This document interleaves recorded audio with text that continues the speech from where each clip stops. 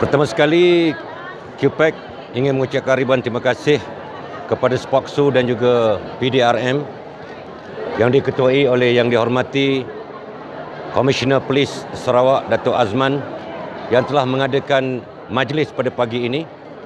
Dan dalam tuntutan ataupun dalam perjuangan QPAC, yang paling penting hari ini kita minta supaya di institusi PDRM, agensi-agensi penguatkuasaan, jabatan-jabatan kerajaan, supaya kerajaan memberi perhatian kepada aset, terutamanya dari segi facilities di agensi-agensi kerajaan. Semalam kita dengar berita yang mana kita dapat lihat kemalangan berlaku melibatkan pemandu ambulan dan juga pesakitnya meninggal. Ini menunjukkan bahawa penyelenggaraan ke atas aset-aset kerajaan tidak diambil berat oleh pihak-pihak yang berwajib. Jadi dengan demikian, itu sebagai salah satu tauladan, salah satu contoh supaya kita mintalah kerajaan memberi tumpuan kepada semua aset, terutama kuartus hari ini. Kuartus kerajaan pun amat daif. Dan kalau kita lihat agensi-agensi yang menjalankan penguatkuasaan, kebanyakan daripada agensi ini berada di kawasan bandar dan juga di kawasan-kawasan pertengahan bandar, pesisiran bandar. Tapi kita dapat lihat bahawasanya facilities, kuartus, kemudahan kenderaan, minta supaya kerajaan memberi tumpuan untuk memberikan perhatian, sama ada menggantikan dengan yang baru atau membuat maintenance penyelenggaraan dari masa ke semasa.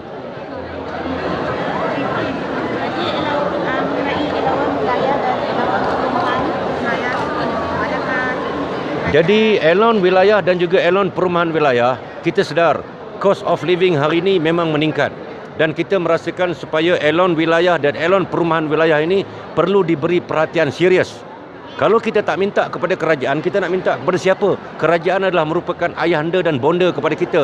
Dan kita tahu bahawasanya kemampuan kerajaan, walaupun pada dasarnya ramai mengatakan kekangan, kita akui kekangan. Tapi dalam waktu yang sama, bila kita mengambil kira dari segi elon-elon, termasuk elon wilayah, elon perumahan wilayah, hari ini ramai kaki tangan awam berdepan dengan masalah stres apabila kebajikan mereka tidak diambil kira, especially dari segi rate for job ataupun dari segi kadar upah, termasuklah elon-elon. Dan elon wilayah, elon ini dalam perhatian QPAC dan dengan berundingan dengan pihak kerajaan.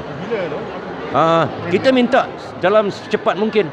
Kita tidak mahu supaya ada time frame. Kalau mana ekonomi pulih pun, kalau boleh dalam bajet ni kita minta diberikan perhatian wajar dalam bajet akan datang ni. Ya. Maknanya gaji kita semakan yang paling akhir ialah pada tahun 2012-2013 gaji. Itu semakan yang terakhir. Sedangkan kalau ikut dari segi aktanya, hendaklah disemak dalam 3 tahun kali buat kajian semakan semula. Tapi hari ini kita akuilah dengan perubahan peralihan kerajaan, kita akui. Tapi dalam waktu yang sama, kerajaan juga hendaklah memberi pertimbangan wajar, terutama kepada Jabatan Perkhidmatan Awam, agensi penguatkuasaan yang merupakan frontliner kepada perkhidmatan awam ini. Ya. Kenaikan pangkat secara time base ni kita mohon dalam majlis mesyuarat Majlis Bersama Kebangsaan baru-baru ni, sebab kita minta pada peringkat awal setiap kaki tangan kerajaan nak naik pangkat kena 15 tahun, kemudian 13 tahun. Tapi dalam tahun 2017 yang lalu, 2018, kita punya bajet telah pun memberi perhatian kepada time base untuk 10 tahun. Jadi oleh yang demikian, kita juga mohon kerajaan memberikan perhatian wajar kepada time base. Sebab cikgu sekarang ni dia ada konsep 668863, 8 tahun naik pangkat, 8 tahun naik pangkat. Tapi kita tak ada rasa iri hati dengan profesion perguruan. Biarkan, itu adalah sebahagian daripada perkhidmatan awam. Tapi kita yang perkhidmatan awam biasa, 15 tahun terlalu lama, 13 terlalu lama, 10 tahun sekurang-kurangnya, biarlah dia bersara di dalam grade yang lebih tinggi sewaktu dia bersara.